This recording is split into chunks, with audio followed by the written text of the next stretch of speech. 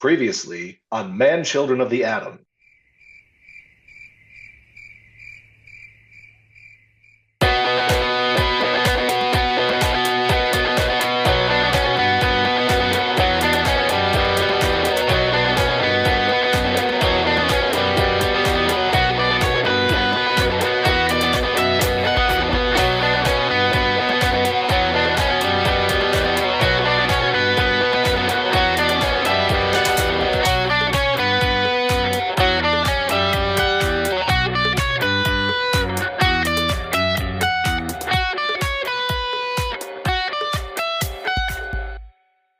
All right, and welcome to the first episode of Matt and Brett try to make a podcast that they've talked about making for seriously probably a decade. Oh, easily.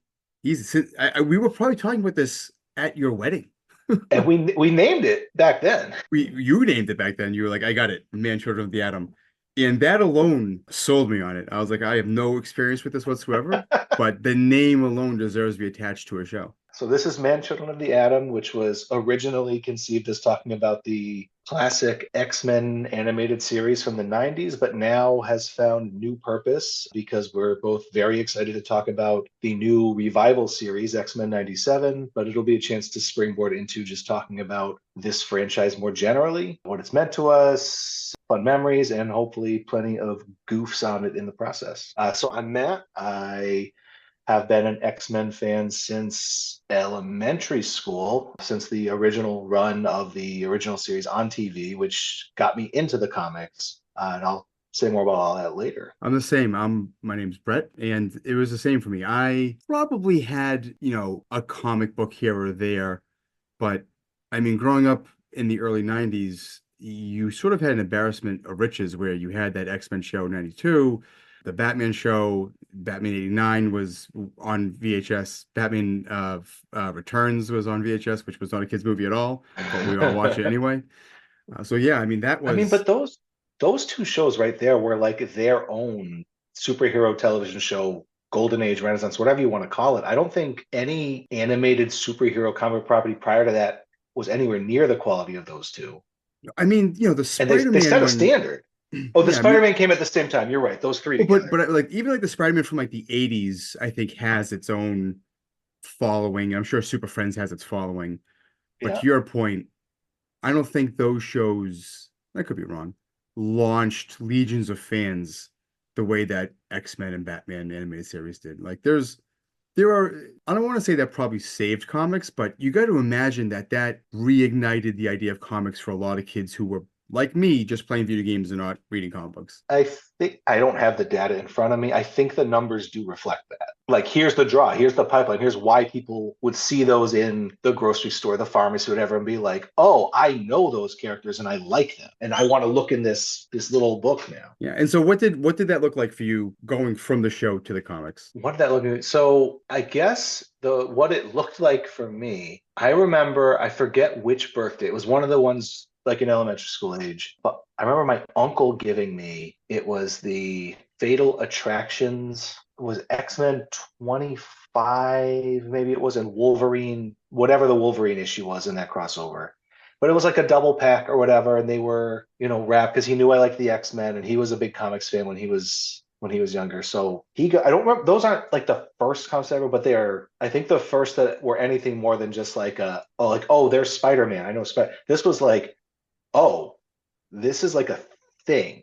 And I remember just reading those over and over. And then like I had to expand from there. So I would like get my mom to bring me to the comic store or whatever. And like I really wanted to fill out that. So I guess it'd be X-Men second series, whatever, the starting with like the when Jim Lee sort of came Right. in. Yeah, yeah, yeah. And they do the gold team and the blue team and it's the end of Claremont's run and when Jim Lee takes over Yes, for like 30 or whatever issues.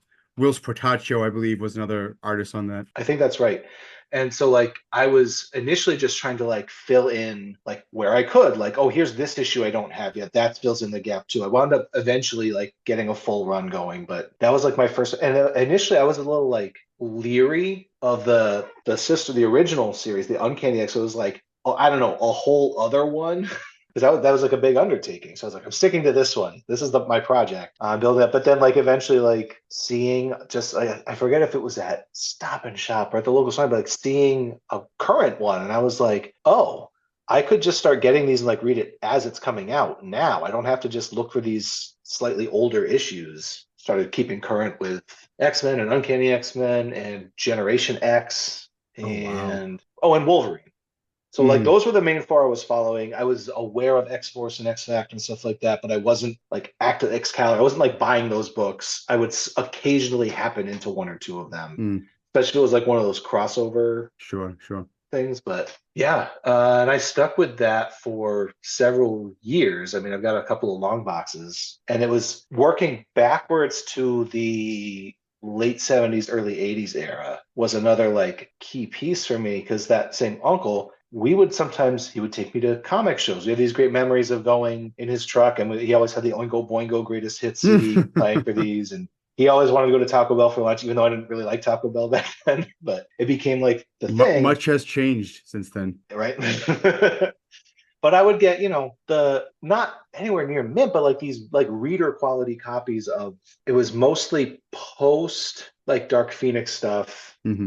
but like that era where it was, Nightcrawler and Shadowcat and Wolverine and Storm and like that era, Cyclops, and just getting a run going with that too, and being like, some of these characters are ignored in some of the 90s stuff, but like, oh wow, I love these characters and I love this art, and like being able to love this different looking art from the different eras, but still being like they're both great, and like both, obviously there's more than just both, but I think that covers a lot. I've been doing a lot of the talking. What about for you? It's funny, my mom was, I don't want to say adamant about us not having comic books, but just did not, Adamantium. just, yeah, she's adamantium about us not getting comic books. But You're not she getting any just, comic books, Bob. she made a conscious effort to treat it like a treat. So Okay. I was never brought to a comic book store in Revere where I grew up. I didn't know where there any comic book stores were. There was Newbury Comics, but that was usually didn't because Newbury Comics was more of a chain. It didn't really have Yep. the what you see at a lot of comic book stores, which is the row after row of old comics. It was mostly modern stuff or in the past year or something, and then everything else that they sold. So I only got comics whenever we went to New Hampshire because there was a comic Oh. book shop in the mall there that I have very fond memories of. Oh. Okay. And actually, if you ever see the Cronenberg movie, I think it's Rabid. There's a scene in a mall there, and it's like exactly the mall that I mean, obviously not because that's shot in Canada, but like the The brown vibe is the tiles, same. Yeah. and it's like a one floor, sort of dark. There aren't a lot of stores there. There's like a dollar store, and so we used to go to that comic book store. And it's funny, to your point, like the X-Men were kind of overwhelming to me. So it was Yeah. much easier for me to just to do Spider-Man. I was just like Amazing Spider-Man. And I would get they used to sell these things, which was kind of ingenious, which was like a cardboard case that had like here are all four issues of this like Yes. one arc. So it's like Amazing Spider-Man 161 to 164, and it's the whatever, the jury, when he fights the jury. It was Yeah. Sure. great forgotten villains of the Spider-Man canon.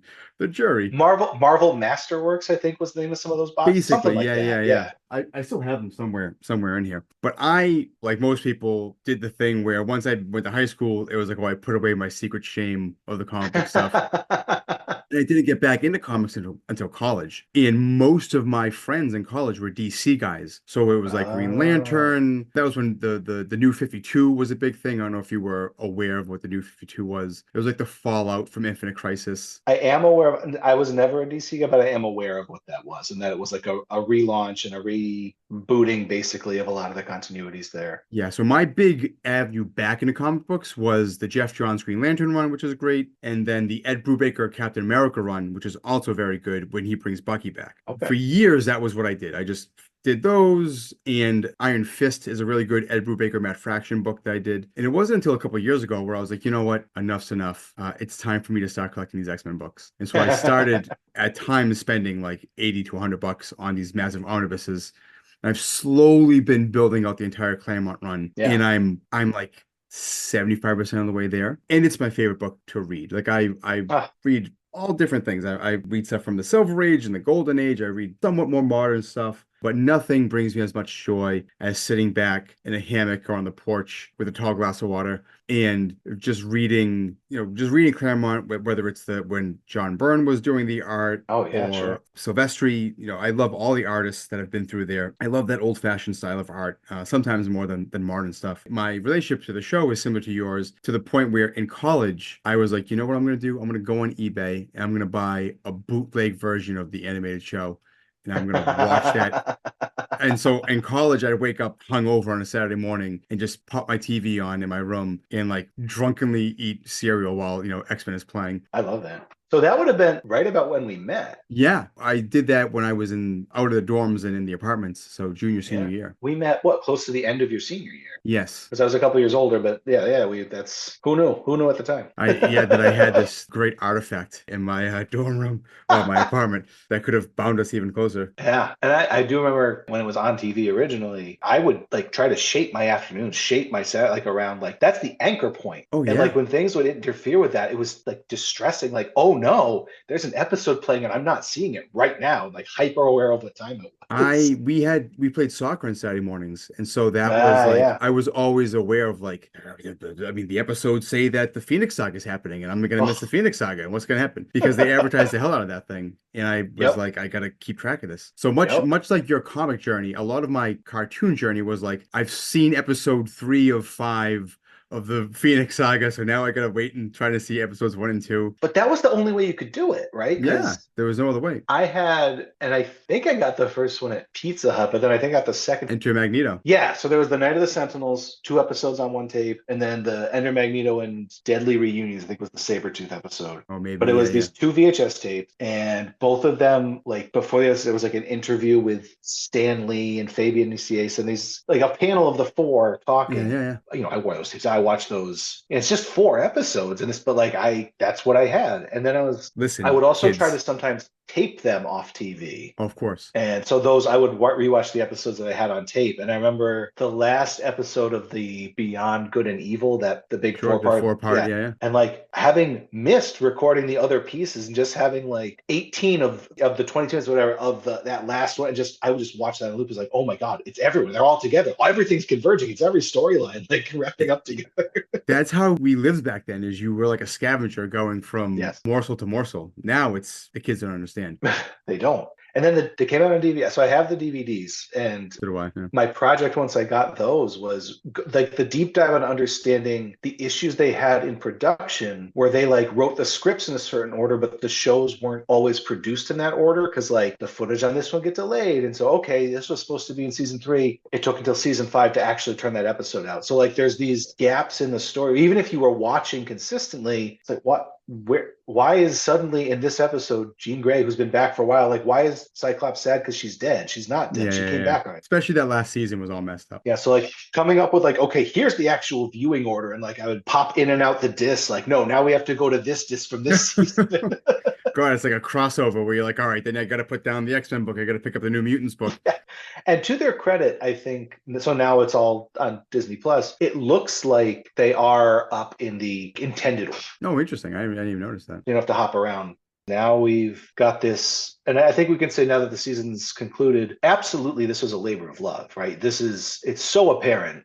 Yes. I've had conversations with my other big X-Men friend about this and how it's just so clear that the people working on it, starting with Bo DeMayo, the guy that I believe wrote the majority of the story, the scripts. What was the showrunner for it? Yeah. Just like clearly got the show, not just the X-Men, but the X-Men show. Yes. In a very clear way. Like they understood why it was successful, understood why people loved it, understood what worked about it, and how to harness that to a T that is almost. Yes. I mean, I had no expectations going into the show. Well, I don't know how much you followed like the run up to the release of it. I couldn't help but follow it somewhat, but I went in with very tempered expectations because you're old and like me, you just become cynical.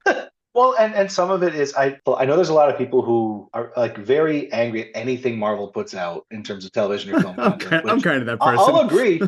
I was starting to get there kind of, but there has been a decline, I feel like, where some of it's not as good as it used to be. And I was just kind of prepared for it to be of a similar, like, wow, there were some decent ideas in here, but I was really impressed right out of the first couple episodes of like, oh, wait, this might actually be good, and then like, oh, this might actually be great, and then like, oh, these are the best episodes in this season are better than anything in the original run. It's just Yeah. a better show.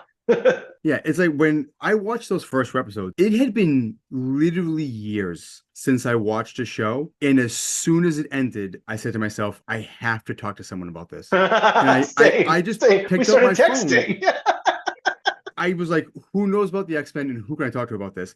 I texted you, I texted my brother, I texted another friend of mine, and it was just like, you've got to watch the show, you got to watch the show, you got to watch the show. Because we have to talk about it right now. Oh, I guess before we get into like the specific episode, just an overall impression. Again, now that the season's concluded, not everything worked as well as everything else. And I think the biggest criticism is there are pacing issues. Yep. And I do think, having like tried to read some things about it, some of that was forced because they were given a fixed number of episodes and they weren't sure if they would be getting the subsequent seasons immediately. So it was like, okay, we have 10 episodes to work with. How much can we fit in these 10 episodes? And I think sometimes you're really feeling that pinch of, and when we eventually talk about episode 3, it feels like such a speed run of like a storyline, right? Not like to any one piece of it worked well, but it was like too fast. Not so fast as like, oh, I can't watch this. I was like, oh man, I wish this had more time to breathe, because what they put out was great. It just needed a little more room to spread out. I agree. And I think one of the first things I said to you when we started texting about it was, it's almost like they took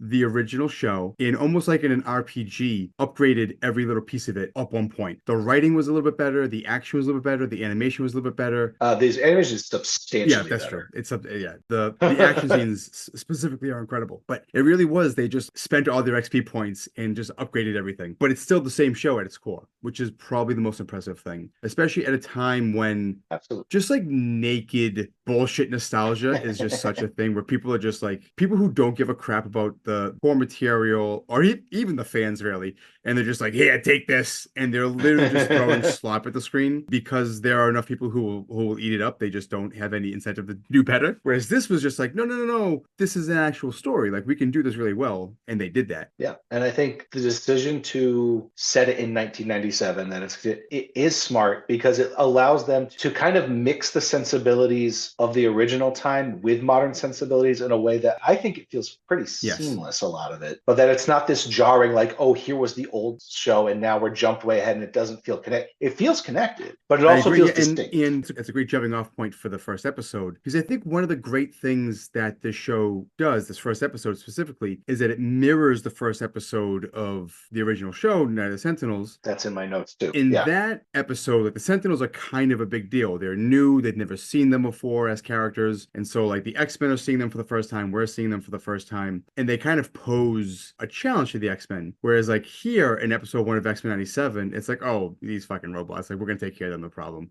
Like, there's a sense that they're just like a better team now, and they have moved beyond worrying about the Sentinels. And I feel like right away, it just makes them this badass team that people know that they are. And it kind of, in a way, sets up what the whole season ends up being, which is like the evolution of threats against the X-Men. Oh my God, yeah. The thing that you were saying about like an RPG, everything has leveled up a little bit. I think this does capture what you were saying just now too, is like, it feels like they have leveled up enough so that like in an RPG, the area you're in, the enemies that were there, like, you have raised above them, and now like they're too high a level for this zone. Yeah, they got to move to the next zone. Yeah, and boy, does it ramp up on them.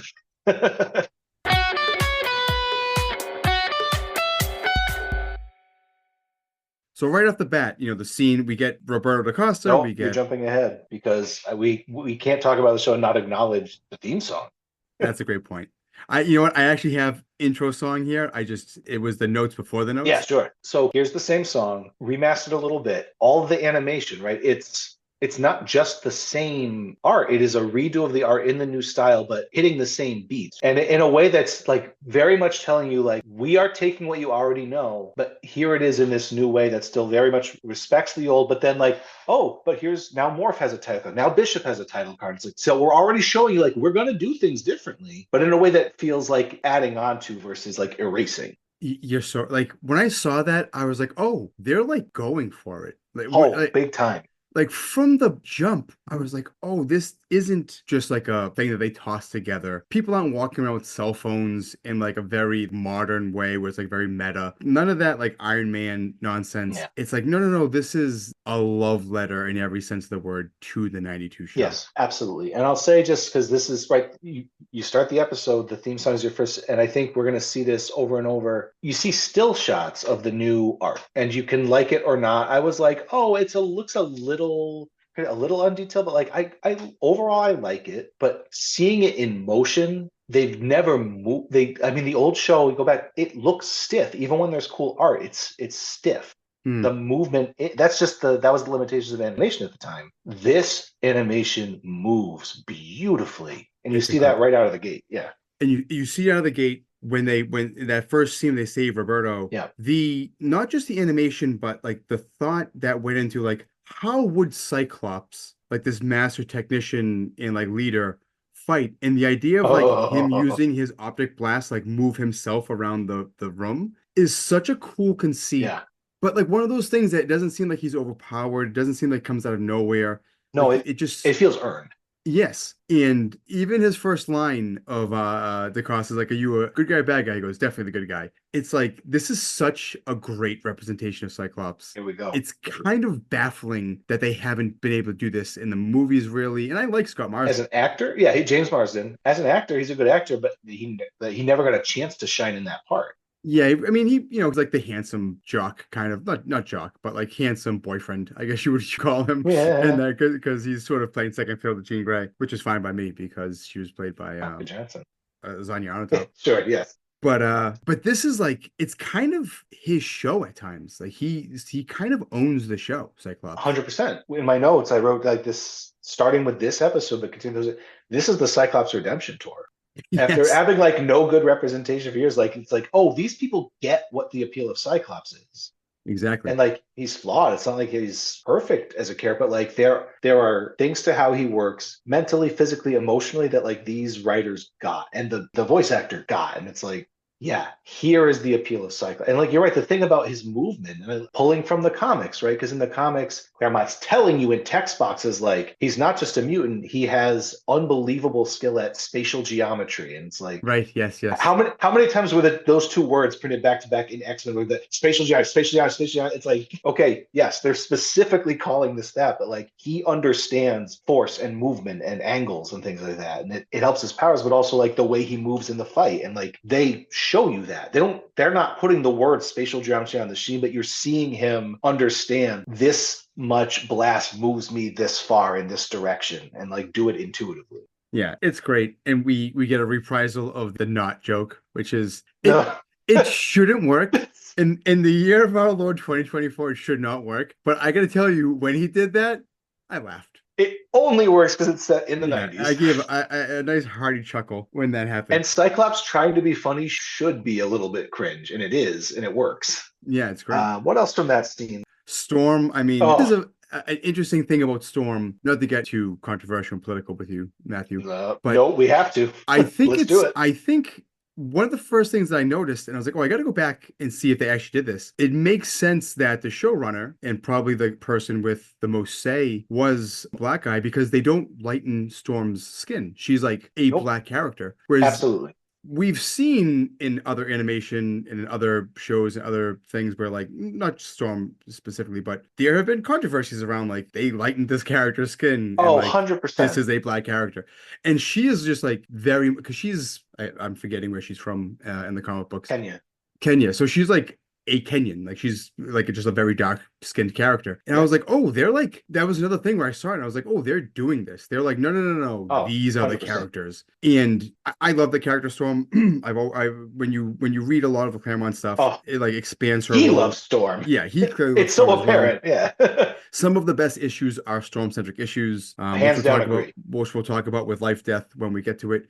But Yep. it would be so easy to dial back the theatricality of Storm because she's so theatrical in the original series. Mhm. And it's one of those things that it could almost feel outdated or cringy or whatever. But they're like, no, no, no. In this show, she calls on the elements and Oh, yeah.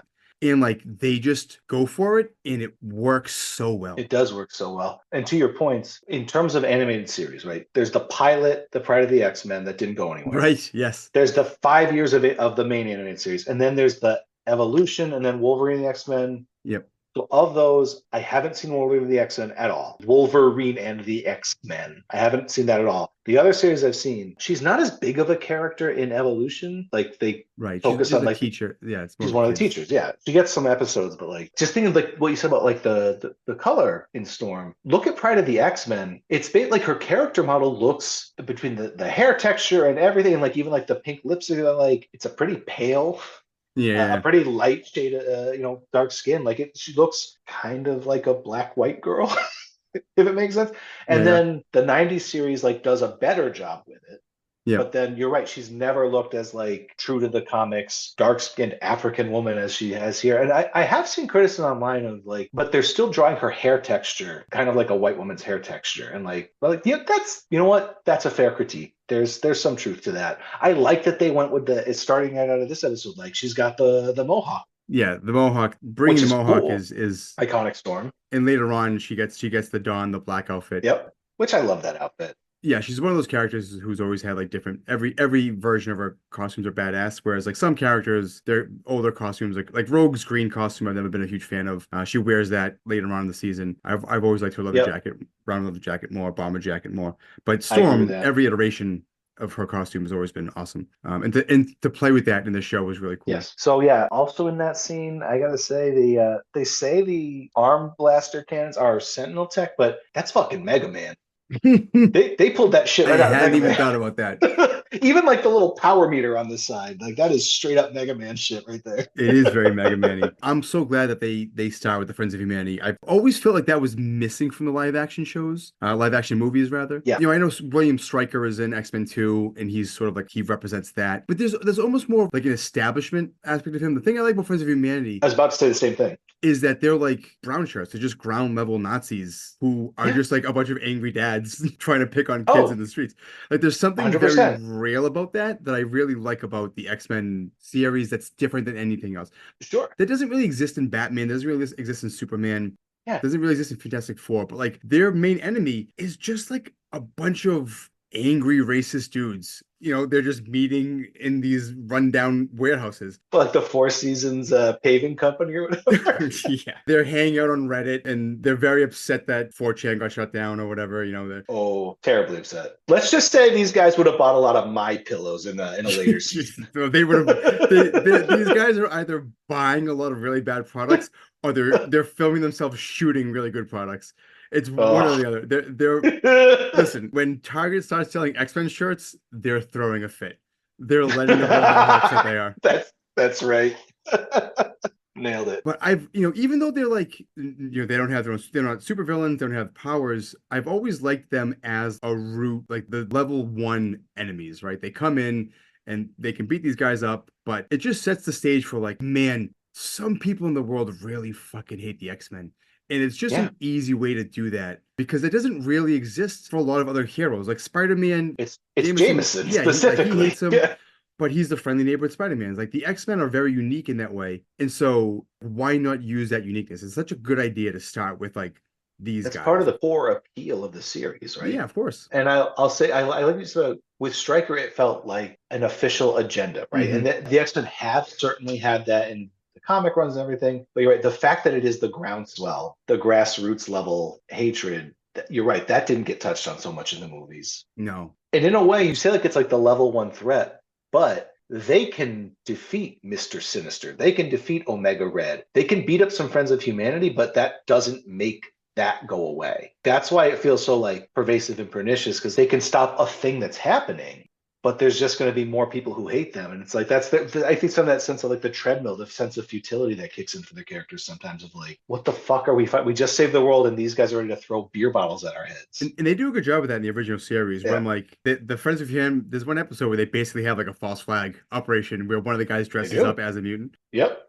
But we'll touch on that later. So they save Roberto. They bring him back to the mansion, much like they did with Jubilee. We get introduced to another one of a fan favorite. Beast is pontificating about working on a time travel device.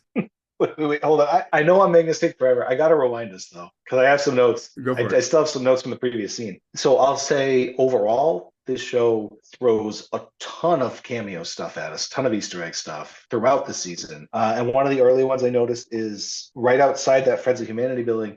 There's a missing poster, and it's Marrow. Do you remember Marrow I don't. from like the night? She was a Morlock who was on the team for a while later. She started as a villain. Oh, She's interesting. the one who grows bones out of her skin and uses them as There are weapons. a couple different mutants that have bone The related. problem, like, yes, Spike, I think, is another one. He was an X-Men yes, Evolution. yes, he was Wolverine. Yeah, well, yeah. There's also when that building blows up, a newspaper quickly flashes by the screen, and that is the Daily Bugle. And it's Yep. Yes. Caught that too. Let's see my other notes from here. Yeah, Storm is awesome. And I think this might be a good place to just touch on. We can come back to it.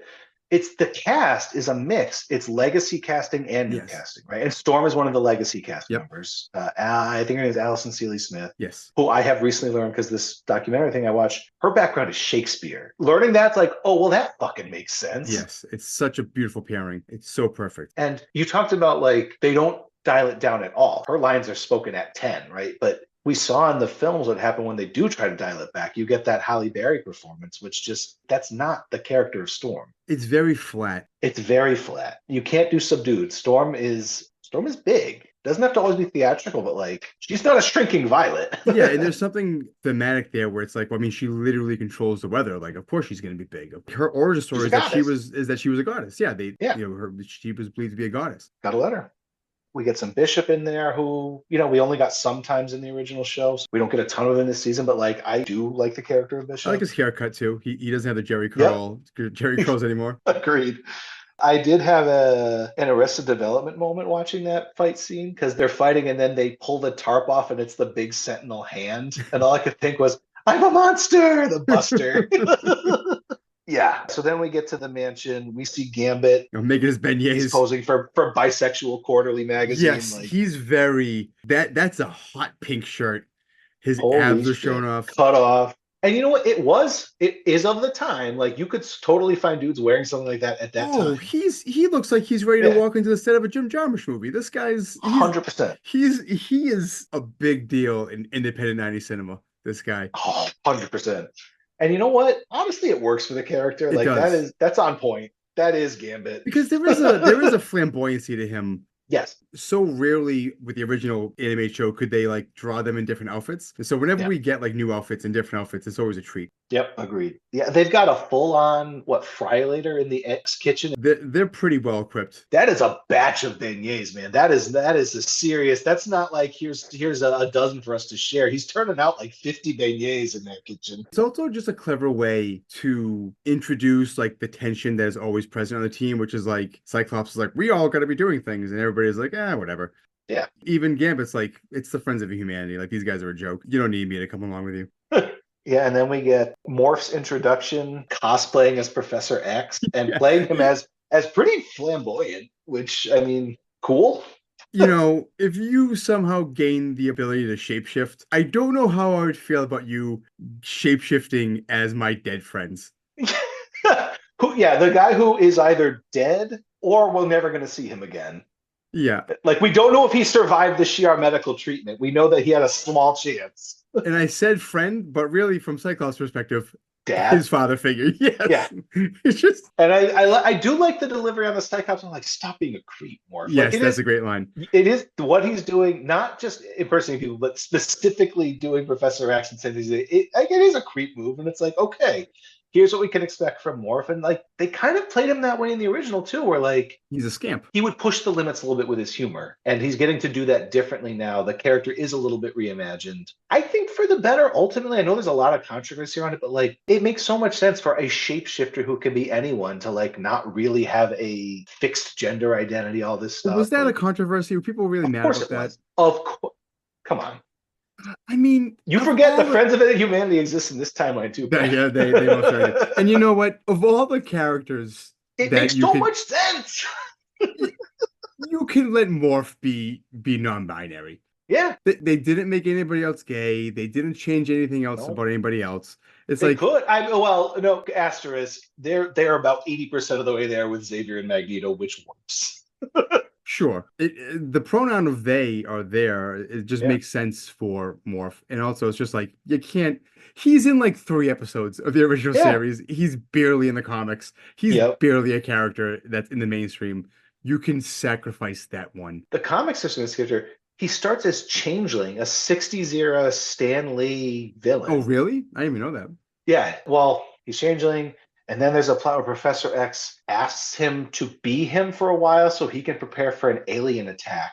And Hmm. Changeling dies while he's Professor X, so nobody's the wiser for a while. But he was gonna, I think he had like terminal cancer, he was gonna die anyway, so like he was fine with it. But then here's this character we don't hear anything about for decades, and then it's the 90s, it's the age of apocalypse. They're like, Yes. okay, in this timeline, he's not Changeling, he's Morph. And I think that was because DC owned the rights to the name Changeling by that point. Oh, I wonder if Beast Boy was changeling. I'm pretty sure that's what it was. So like, all right, he's called Morph now. Also, he looks like a cartoon character, and he doesn't just shape it like he can do like cartoon level shape shifting. Like he can make his hands into hammers and shit and everything Right, like yeah, that. yeah, yeah, yeah. And then the show brings him in, and he's like kind of more like Changeling. But now this version of the show, it's like no, he's more like the Morph from the Age of Apocalypse. And again, if it makes sense for anybody to look different from one season to another, it's the fucking shapeshifter. Like I'm good with it. Yeah, and I don't think that they do, they don't do a lot of character work with Morph throughout the series, but it is a clever and somewhat easy way to just get cameos in. Like he's the Hulk and Oh, he's Omega Red and he's this person, he's that, to just he's Angel Psylocke at one and point. Ileana. Yeah, he's everything. And it works. It's a fun way to do that. Definitely. Also entering this scene, we get Jean Grey's first The big appearance in the reveal. season. Yeah, who's pregnant. And I got to tell you, from this episode, I left it very worried that, like, oh, are we going to get a season where her whole character is just, I'm pregnant. Think of the baby. Because, like, Jean Grey didn't get a great representation in the original animated series. No, and nor did she get one in many of the early comics either. No, agreed. She was, like, written in as, like, the girl on the team. I think there's a trivia somewhere where it's like there's some sort of streak where it's like on 10 covers in a row, it was like her captured and like them saving her, or like And her in peril and them saving her. and that was the era. Like that sucked, and it was the era. But like this episode, I'm worried. Like, are they gonna make her one note teen mom or team mom, kind of like not whiny, but like worried? But like I will say, jumping ahead, I really like a lot of what they did with Jesus. She felt so much more like a person this season than she ever did in the first five.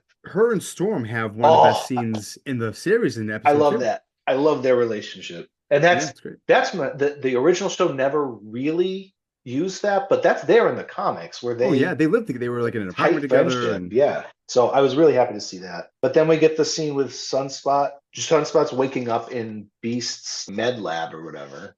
yeah, And it's the start of like, yes, Sunspot is the Jubilee of this episode, yeah. beat for beat almost. Yeah, I believe Jubilee in this scene, I wrote down a phrase that I thought was very funny. She calls him an arrogant yuppie, which I really liked. I wrote that down too because that's exactly what she would have said in 1997. The show also really does a good job understanding how to write like the Jubilee character. She's very funny, she's Yes. very carefree, Yep. but as the series goes on or as the season goes on, we see that she's sort of grown up and she's a formidable member of the team. It just does well by so many characters. And interestingly, specifically the female characters, Storm, Jean Grey, and Jubilee Yep. are all treated really well. They're all written really well. I think the voice Rogue. acting is really good. Those three might be the best voice acted characters in the show. They're certainly up there, but it is a strong cast It overall. is. The villains, Oh, I mean, I was about to say Magneto's Magneto. really well done. And he's Magneto is not a legacy casting. He's new, but he nails it. Whoever's He doing that, does. yeah, Later on, Bastion. absolutely. Should we talk about? I mean, he's about to show up in like a scene from now. Cal Dodd is back at Wolverine, and at first I saw it, I was like, "Ooh, he sounds older," but then like it took a few lines. Like, actually, I'm in. It works. Wolverine is like canonically old. Yeah, Let's get some sometimes gravel in some here. lines sound hoarser than others. Yeah, Um, but I'll say this now. I'm really glad that Wolverine is a secondary and at times yes, tertiary character in the series. completely agree. Everybody loves Wolverine. He has, like you said, he has his own comic book series, his own Yeah, comic book line. He has all these movies. He's in the new Deadpool movie. We yep. got the Hugh Jackman movies. we've gotten enough Wolverine. I'm totally fine Yeah. with him just allowing other characters to have their moments, allowing Storm to have her story and Cyclops to have his time. Well, that was the draw of the books a lot too, right? It was an ensemble cast. It Mhm. wasn't the Wolverine show with his amazing friends.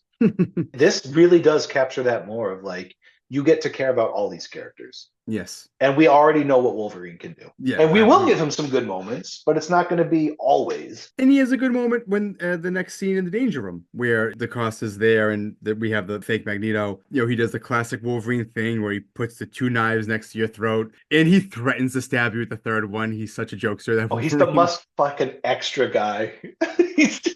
He loves to put those claws out. He's the Predator. It's like the Predator move where he Yeah, puts it down. So he gets introduced there. We get our Danger Room scene, which we do. is de rigueur. We have to get that. We got hologram Magneto there, who I'll say they are showing his character design. Everything about him looks great, except there's something about the way they draw his lips in this season that Yes, just I don't know what it is. They're it's very like prominent. it's just like they're a little too light. Just a Like little they're bit. and it's a little creepy. Yeah. And it's like you just too much chapstick or something on those lips. You got to do something about that. Bring it down a notch. But other than that, there's so much to like about Magneto in this season, even starting with this episode. Absolutely. We see Val Cooper. Is this Val Cooper's first time in this series, or was she ever in the old one? Do you know? I don't remember if she was in the old one, but I was glad to see her because she's obviously a prominent character in the comic X books. Factor, right? I mean, she's an X Factor. She has a big part to play with Mystique at times. Oh, okay. I really like in comic books where it's like, no, this person doesn't have a tragic background and then become a villain. Right? They don't get doused in radioactive chemicals and become, a monster. Like she's just a human that is a liaison between the government and the X-Men. And Yep, I like those little tertiary characters. And so I was glad I that do they as well. used Val Cooper in this season. Agreed. And she's running on that treadmill, much like the president from the original animated series was running on a treadmill or a stationary bike, whatever it was. That's right. I like that, especially again in 1997, this was like just the height of affluence. They have a giant TV that goes behind a bookshelf that closes in front of it. Like that X Mansion, man, that is a place to live. Holy shit. We got our team picture of the original team up on the Love wall it. that we see several times this season, which is, I think, maybe baiting us as an audience to be like, to ask, like, when are we going to see Angel? When are we going to see Iceman show up? And they don't give it to us this season, which I don't mind because, like, good. Have them show up when it makes sense for them to show up. I don't need to rush it. I was glad to just get reintroduced to the team and let Yep. the team kind of breathe because we do get Forge and he does get his own time. So Yes. like we have spent so much time with these characters now that in season 2 they can bring in somebody else and they can bring in other people and they can then get their own time and they can have their time to bounce against Wolverine or Cyclops and find different ways to kind of illuminate those characters. But I was very happy that we stuck with just this group. And it wasn't a thing where we were just randomly tossing people in nonstop in and out all the time. No. We Yeah. do get some good cameos, but I We do. was glad that we had a contained team. Yeah. Has there ever been like a downtime sporting event or catch it where they're not like busting their powers out of like this basketball game? We just hear of like explosions of basketball fly through the windows. Like they I loved cannot it. help themselves from using their It's powers. it's so funny that basketball is like the go-to sport It was the because 90s. that's true. It was in the animated series, it was in the comic books. Yep. And everybody is always wearing such revealing clothing. Oh my God. Yeah. It's skins versus skins out there, except for Rogue. One thing you pick up rather quickly from reading comic books as a young man is that comic book artists are interested in the human body. Oh, 100%. And especially when they're drawing before like the age of constantly instantly available pornography, like they are drawing out the stuff they wish they were looking at and censoring it as much as they need to. Jim Lee, great artist, but he knew what he was doing when he made Psylocke. Yeah. He Oh, was he- like, he's horny he was for like, her. Yeah. he was like, no, I'm gonna take this posh British lady who is literally in a suit of armor. Yeah. And I'm gonna A, make her Asian, and B, put her in a leotard. Yeah, she's a ninja. She's wearing clothes a ninja would never wear. Well, those clothes are for sneaking. You understand? Yeah. She has to be very quiet. Yeah, in a pool, maybe. It's a goddamn swimsuit. Well, they used to have swimsuit issues, if you recall, back in I the do. And you know what? disgusting 90s. I will say, in terms of like gender equality, they tarted up the men in those too. Like Did they? they've got their Colossus in Speedo stuff and everything. Like God bless them. they were fairly equal opportunity with it. I was only ever aware of the Psylocke Well, it was, Storm Rogue. I mean, Yeah, and I won't lie, I certainly looked at those plenty, but like, yes, they're also drawing shirtless Gambit, and I think they had playing cards for those from suit versions of those characters it because they would had X-Men surprise me cards. not at all. Yeah, they certainly had trade collectible. I collected them Yeah, with a friend of mine. We had a bunch books. of them. Yeah, We get the Cyclops gene scene where they we kind of do. talk about having a baby and what it means, and Yep. it was good to see their relationship not necessarily get evolved, but just reestablished as like we're going to talk about these things like adults would talk about them, and should we move on from the team and stuff like that. And then we get to the nightclub. Roberto runs away because Wolverine is a dick to him.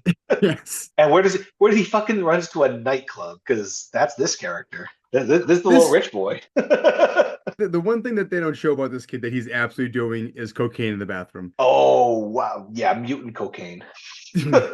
Whatever that is. Well, he's using his powers to cook that cocaine into something else. We'll see it in a lot of scenes with this character, but like the show has always been a metaphor, but 100% here is the closeted gay teenager thing playing out with Sunspot and the mutant powers, which good, that's what the story's supposed to be, and it feels very, yeah, oh, I see what you're doing. I very much see what you're doing. And yeah, it's funny you say that because it's interesting that they do find him at a club. Yeah, with glow sticks. Yeah, oh, the 90s glow sticks. I saw Oh, that the first time I saw that, I was like, oh my God, that brought me back in time. yep, that's period accurate. And then is this the first scene where I think the line is something like, I can't find him, there's too many damn cents. And it's like, oh, we're cursing. We are cursing in this version of the X-Men.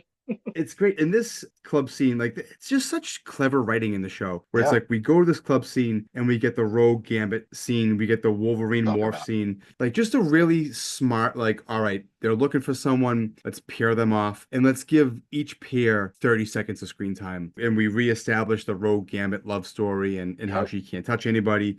Wolverine and Morph, they talk about how Wolverine loves Jean Grey, but he says like, oh, they're leaving. Like, there's no way they're gonna keep a baby, and Jean knows that. And then we get Jubilee and Sunspot, and we get this great Jubilee dancing with the Yeah, with the her powers. and nobody seems to care at this nightclub that this mutant's just spouting off at the finger. Well, they all have glow sticks anyway. That's true. She fits right in. And I'll say too, talking about the Gambit, the Rogue thing here. So always in the show, right? The tragedy of Rogue, like she can't even touch the people she cares about, but it was always slightly sanitized. This season, like fucking Rogue's got needs. Like there is Yes. absolutely this show. They don't just curse; they fuck. It's not on camera, but like there is It- absolutely like an acknowledgement that sexuality is part of the human experience.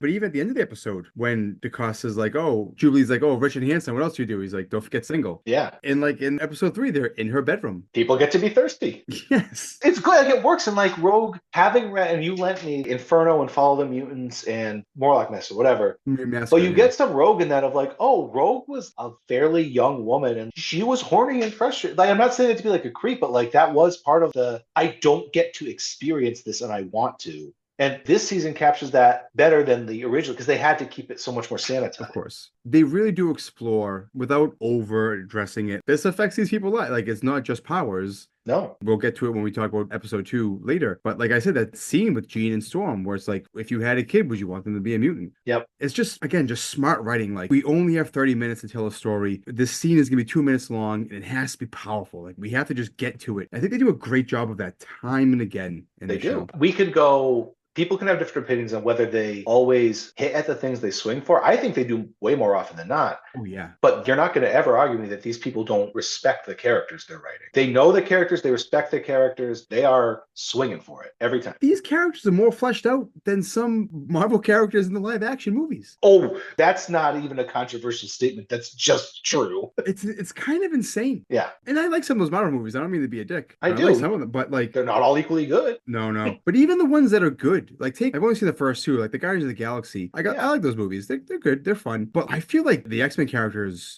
are given so much more depth. Well, they have more time. But both of those movies are fairly long, and those characters are farting around in all the Avengers movie, Infinity War, and whatever the hell the second one was. They're just fucking everything up in there. It's not like we don't see these characters a lot. I really think when I think about like what I said, like with the show, where you get these 30-second, minute-long conversations that just like nail it, and the voice acting nails it. You know what? It's not just the time. You're right. It's certainly not just the time. I think one of the things is this series can have humor sometimes. It doesn't shy away from having humor, but also they're not afraid to let an interaction not have humor. and just be Yes. like, here's a real moment, here's a real connection. We don't need to cut the tension with a stupid joke. Yes. The jokes can be where the jokes are. We don't need to shoehorn them in left and right. You kind of see it when a creative team doesn't feel like they have to do that. Ugh, yeah. It just opens up so much more time to just Yes. have like an actual heartfelt line. So you can care about these characters. Yeah, exactly. Exactly.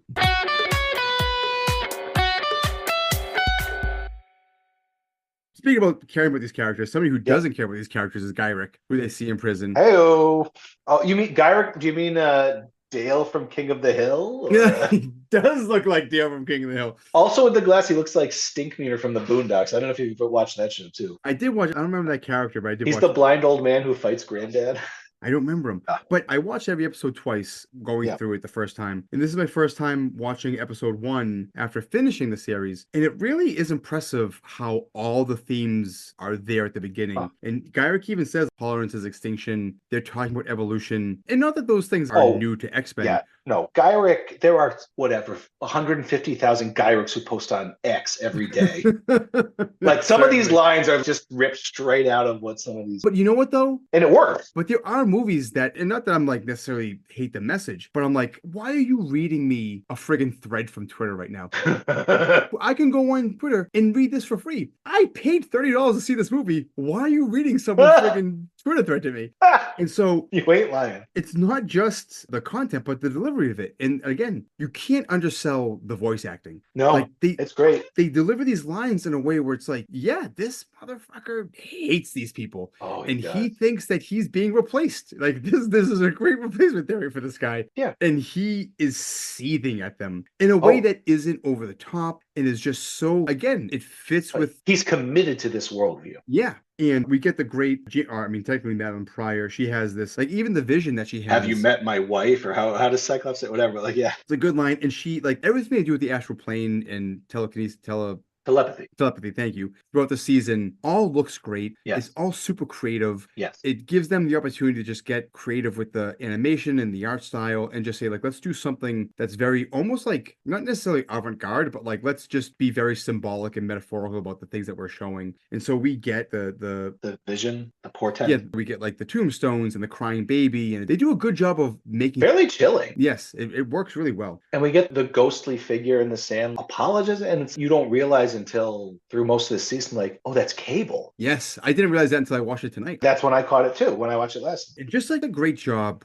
And that feels very Claremontian because he would do things like that where it would be like a one panel Yep. on the last page of a comic that references something. Yep. And they wouldn't talk about it for 3 issues and then it would come back in a big bad way 4 issues later. Pay it off, yeah. Yeah, and he was the king of that. And I feel like they, intentional or not, or whether they were thinking about it in that way or not, I feel like they really nailed that aspect. Or maybe not nailed, but they certainly had moments where they did that justice. It's at least a base hit, if not a home run. Absolutely. And then we get the appearance of Master Mold with a skull stylization, which is very effective. And to me, Master Mold always looked silly as fuck. Yeah. He looked goofy. I mean, the same way that Galactus always looked goofy, right? It's that sensibility of design. But here's the skull. It gives you this inkling like, oh, this feels threatening. This doesn't just feel goofy. This does feel threatening. I'm going to keep going back to the movies, the Marvel movies, or any, not just Marvel, DC as well. But a major issue with a lot of those movies is that the third act is just a bunch of cartoon characters punching each other. 100% couldn't agree more. And or punching if we're lucky, because other times it's just they're throwing colors at each other. And you know what? Every anime has done that better a million times. and that would be okay if they conveyed like, oh, this person is hurt right now. Like this person is in actual danger. No, but it's action figures crashing into each other. Oh my God, so badly. It's almost a thing where I almost wish somebody could show these people old school wrestling, where it's like, look, you can tell a story with just combat. Somebody can sell a punch or they can sell a move, and like that creates tension. And a lot of those movies don't have that. Yeah, But agreed. like this show with stuff like that, where it's like it's making Master Mold a little more threatening. And not that this is new, but an X-Men used Cerebro and it backfired on them. When does that happen? You know, it's the oldest thing in the world, but they just do a really effective job of building that tension. I think it's really effective. And then they're on a plane. They're on the X-Jet, the Blackbird. They're on the Blackbird. And yet again, the Blackbird suffers the ultimate sacrifice. That's one of my notes too, is how much do planes cost? How much do fucking airplanes cost? Because they go through them like issues. We get some good lines on this plane that they could suck, but the delivery is really good on them. We get Wolverine being bloodthirsty and Storm just like, there'll be no dismembering. Like, I Yeah. have to keep reminding this guy we don't do that. And Wolverine has the, geez, Dad, what would we do without you? Yeah. You know what? Yeah, you're 80 years older than this guy. You, Sure. you fought in the Civil War. Yeah, right? You might have been at his fucking dad's birth. Like, you get to resent Cyclops being Team Dad, sure. We get to the Sentinel fight, which, Well, them falling out of the plane is yes, great. sorry, I'm including that in the sequence because it is great. Yes. And like that goes back to the thing that I said earlier, where it's just like they've all been upgraded. Because in the original show, you could see a scene like this happening and there'd be more panic and they'd be yelling things and Yep. and there'd be a bit more tension in terms of somebody might fall and get hurt. But this, it's literally just Storm and Rogue nod to each other. They save everybody. Yeah. Morph turns into Angel. Yeah, RIP like the 30th plane this week. Yeah, listen, we don't even use the plane in the danger room. We just fly those things over the ocean and we just drop it in the sea. You know what? This is very tangential, but maybe not because we do get an Archangel cameo via Morph here. Yep. Thinking about that original team of 5, you've got 4 excellent abilities, even though Jean Grey's was underappreciated at the time. And you've got the guy with wings who, like every other superhero, is like, can fly and do other things. It's like, I can fly as long as my wings aren't fucked with. Well, and that's why he was friends with Beast, because Beast back then was just a guy who could, well, he was strong. And super smart, even out of the gate. He's inventing left and right. But I was thinking, I was like, oh, his other superpower was he was fucking rich as shit. Rich. And like, that's why Yeah. Xavier was like, wings. It's not great, but we're going to go through a lot of X-Jets. We need this guy on the team. What's that? His last name is Worthington, and he's the third. He's got to be loaded. Yeah. Talking about Little Rich Boy. Here we go. Oh, my God, yes. Yes, so the falling sequence is great. Cyclops slowing his descent with the optic blast is great. And then he gives us our title line, to me, my X-Men. And I got to say, the delivery is fine, but that line has always sucked as a catchphrase. It's not a great catchphrase. Avengers Assemble is like a B tier catchphrase, and this is like the C tier equivalent. Like, it's just not a great catchphrase. I think it's because, has there ever been a line telling a team to assemble that's ever been good? No. Is like, does the A team have a great? I love it when a plan comes together. That's not a catch. That's a catchphrase. That's not a team assembling line. No. I mean, does Mr. T like say like "get over here, suckers"? Is there anything like? It's a hard sell, and you know what? It's the sort of line where that's the sort of thing Xavier should say sometimes, but for it to become like this is the iconic line, it's like, it's fine, but it adds nothing. Yeah, I mean, it's a cute moment. Yeah, because what else is he gonna say? Yeah, and to your point, it could be worse, but let's get extreme. Yeah, it could be a lot worse.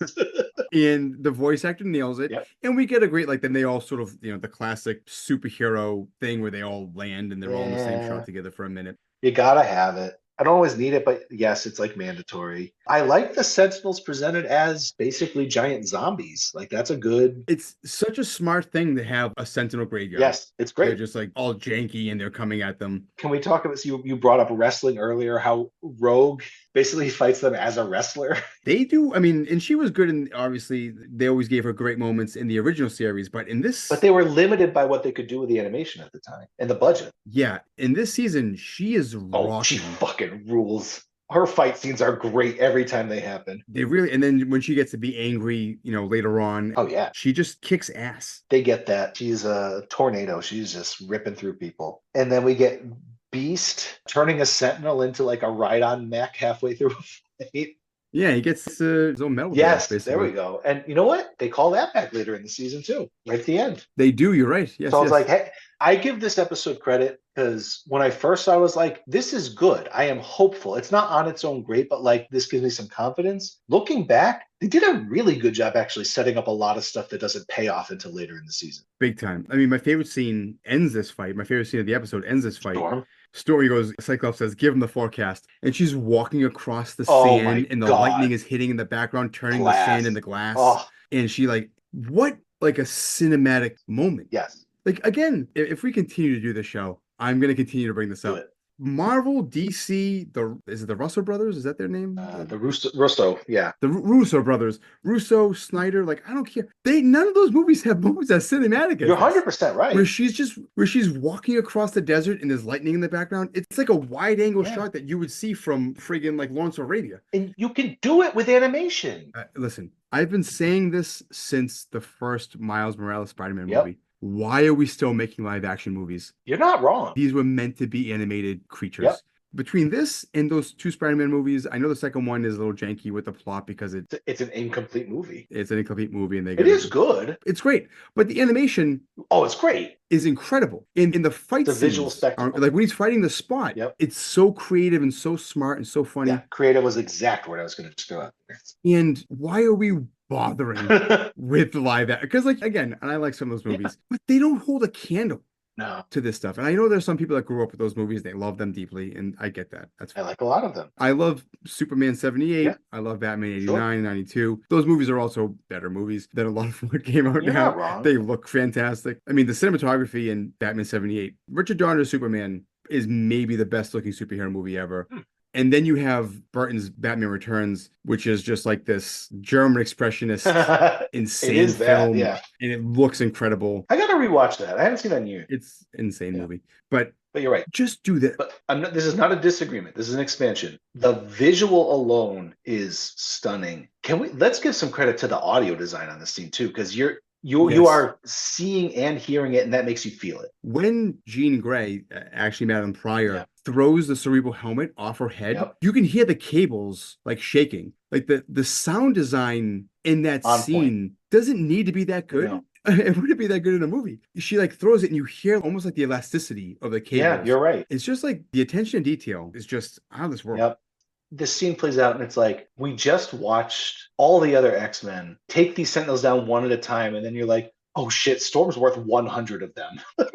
And we get that great like Omega Mutant alert. It's like they're just setting her up for this great moment, right? They like build a little bit of anticipation when the Sentinels say that. It's just really well paced. I have a note written here, just Jesus, she rules. Yeah, it's a great character. Comics Storm, and because the same eras that we've both read, Storm just rules so hard, and there's been so many times where adaptations have not captured that, and they're capturing that here. Like, This is Storm. This is why this is such a popular character. And it's funny because now that I've read so much of the Claremont run, which I did not do when watching the original animated show, I just have such a greater appreciation for it. Especially these first two episodes. I was just like, I am so on board with the show. Not just because of the Storm representation, but they did her character so well. I was like, do it. I'll watch 3 more seasons of this. And then we get the Gambit Wolverine team up kinetic claw thing bouncing off Blob Morph. It's a fun sort of riff on the fastball that Colossus used to do, that famous move from the comic book, where Colossus used to throw Wolverine. Love the fastball special. Get to the Trask, the replacement fears from Trask. Val Cooper's there. Thank you, X-Men, for saving the day again. Very standard heroes saving the day. We get our resolution with Jubilee and Sunspot where they're talking and hit on each other. And it's a minus any romantic or sexual tension, but it is, I mean, they set it in the same literal spot in the mansion that Storm and Jubilee have this like connection scene in the first episode of the original. It's clearly intentional. And we get this again to remind us that this is 1997 page me line. yes. And the thing that I really like about the scene, and it's something that the newer X-Men movies did, like Apocalypse and Phoenix, which was a terrible movie. Something that those movies did at least attempt to do was show them as kids. Which I think is another big part of what makes the X-Men so popular, and certainly why I like reading it. I love the New Mutants because it's fun to see the kids be kids and bounce off each other. I love scenes in the comic books when we're just kind of like hanging around the mansion, shooting the shit. Downtime scenes are great. I agree. It's like we get like a little bit of that here, which I really appreciate. They're playing basketball again. And our big cliffhanger. And you know what? Everybody's in their basketball clothes, which for all of them, they're putting something on or taking something off. But what is with Jean and her fucking ref costume? Like, well, she's pregnant. She can't be running around. No, it makes sense that she's the ref, but like, why does she went and put on a referee's costume just for the occasion. Like, it's a backyard basketball game. It's a bit much. It's a bit much. She could tone it down.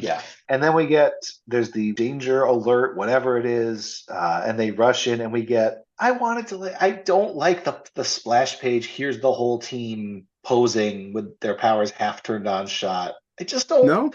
I know I'm like supposed to like. I don't like it. It feels a little bit. I mean, comic books are a cheesy medium. You can't get around it, but it's just such a like. Yes, this is the team. Yes, they're all posed 2 inches from each other, flying and posed. I don't know. It's not enough to detract from the whole experience, but I was like, all right, let's get past this 2 seconds so we can get to. In defense of the show, that's as fan servicey as they get, I feel like. I agree. And that's why it stood out because the rest of it is Yeah. much more like earned shots, I guess you could say. But then we close on Magneto with his weird lips, but a fucking awesome suit that he's wearing. Yes. In this leather-bound Last Will and Testament of Charles Xavier. Yeah. It's like this is like a published When book. did he have the time to get this thing published? Yeah. It's bigger than the Bible. How much is he bequeathing? And this stamp from my collection I leave to Warren. You know what though? That thing is a friggin' manifesto. He's talking. That's like his letters from Birmingham jail. Like Yeah, he's no writing his shit. whole. It's like, and I'm gonna give this thing to this person, and then he's gonna big speech about that thing, and the globe in my office, and this is going to him, and big speech about the globe. Yep. This kind of segues into the next episode, but we go from Magneto in some of the most fucking dapper civilian clothes we've ever seen in this show to next episode, the goddamn purple sleeveless M thing that has I know it's from the comics. I've seen those comics. I like Magneto's one of my favorite comic characters of all time. That outfit has never looked good and it still doesn't look good. He's got this Lenny Kravitz scarf on. Ugh. That is just scarf into a cape. You can miss me with it because the classic Magneto red and purple villain costume, It's iconic, yeah. it's great. Most things are a downgrade from that. Not this suit, but sure as shit that M suit. Yeah, and I don't mind. It's certainly not as good. God damn it, that scarf is just so big.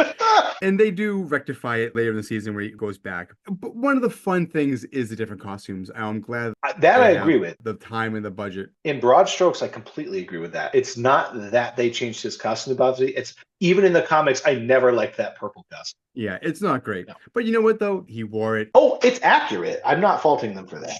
Let's touch on that. That's a fun topic. Each of the different characters, we don't have to do everyone, but let's just go kind of down the line. What has been their best look? Because most of them have had like a dozen different incarnations of their outfits. I mean, Rogue, I like the Jim Lee. I do. The bodysuit with the bomber jacket. Yeah, the green and white thing is not bad, but it is not as good. Yeah, I don't care for it. See, it's tough though. I have a real fondness for both the Jim Lee Cyclops and the Cyclops with the full cap and the white X. From X Factor. I really dig that. Wolverine, the brown and yellow, the yellow and blue, and even like he has like a stealth all black one sometimes that I think is really cool. It's tough for me. You can't beat the brown one for me with Wolverine. Really? I don't love the yellow one, Really? the yellow and blue. I love the yellow. It's okay. It's nostalgic. Yeah, sure. But I think nothing looks better for Wolverine than the brown. It definitely fits his character more. Nightcrawler only really has the one look. That's always good. It's a classic look. You don't really need to fuck with it. Yeah. I don't like the Marvel Girl outfit on Jean. I don't. It's very 60s. It's very 60s, and it doesn't look good for superhero. She looks like she's a go-go dancer. She looks like she should be in Cage at Studio 64. And I know we can't always do it because the symbolism and what it means for the character is important, but like nothing looks as good as her Phoenix costume. Yeah, that's probably true. You can't beat that. Yeah, I mean, you could say if you like red better than green, dark Phoenix costume, but like that's a great look. It is. And for story reasons, you can't have her in it all the time. Storm is tough. All of her. I love Biker Storm. I love the white outfit. I love the black outfit. White outfit I don't like as much as the black outfit. Really? I dig the white one quite a bit. I don't never quite did it. I like that black outfit though. Cable, we see him in a couple different. I like the second one they put him in later in the season as opposed to his. He has the more like team oriented one. I like how in the show I always loved Jubilee's yellow coat. I like how they take her from her kid outfit, and in the second half, she has more of like a superhero. She has like a bodysuit or something underneath the yellow jacket. Yeah. I think it's a cool. But she keeps the yellow jacket. Yeah, I think it's a cool change for her. And also her glasses. Gambit basically has the one costume. The glasses are classic for her. Yes, agreed. Who are we missing? Beast. Keeping him. I mean, lab coat Beast is best Beast. I do like myself. I do like him with glasses in a book. And that white lab coat, that works. Anytime they try to put him in like a super suit, kind of sucks. Yeah, no, it doesn't. Unless he's human form Beast, then it's okay. Yeah, it's different. But yeah, otherwise, give me just blue fur and a lab coat, and I'm happy with Beast. He does have the cool, like when he has that backpack with the gun and the glasses that come over his face. That's not a bad look for him. That's not bad. Forge kind of has the one look. Pretty much, yeah. Which is, it's fine, it works. I think we got most of the ones who are at least in this episode, yeah? Yeah, I mean, listen. Morph. Like most superheroes, a lot of them have been blessed with multiple really good outfits. So yeah, that does it for the first episode of the show. It's not the best episode ever. It's not certainly not the best in the season, but I think a rewatch has been kinder to it than an original watch, in my opinion. Where I think it Hmm. goes up like half a letter grade based on the seeds it plants that do get the payoff later. I think it's kind of the perfect leadoff hitter, right? Yeah. It makes contact. Yep. It reintroduces you to all the characters it needs to reintroduce you to. We get a Yep. good action scene. We do. It lays seeds without you realizing it's laying seeds. It Yep. reestablishes the world. Like that's the Friends of Humanity really helps it reestablish the world. Val Cooper helps it reestablish the world. And Absolutely. we end on a cliffhanger that leads into the second episode, which I think is one of the best episodes of the season. Oh, yes. I think it's hard for the first episode to be the best episode, I agree. but this is probably the best you're going to get for a leadoff. It just does everything it needs to do. I agree with that. And it does it with a plum. It does do it with a plum. All right. Well, I guess that will do it. That is the first episode of X-Men 97 and the first episode of Man Children of the Atom, which is brought to us by our sponsors fucking nothing, but one can dream. We need a snappy X-related sign-off. Like X are there any words that say that mean goodbye that could be replaced with an X? Adieu, but with a silent X because it's French. You know what? That's perfect. That sucks though. Adieu, but the X is silent. This guy, see you next time. Oh, beautiful. See you next time. That's why you're here, to come up with these puns for us. Our theme song was written and recorded by Cheer Captain. Find Cheer Captain at cheercaptain.bandcamp.com. To contact Matt or Bret, email us at manchildrenoftheatom@gmail.com.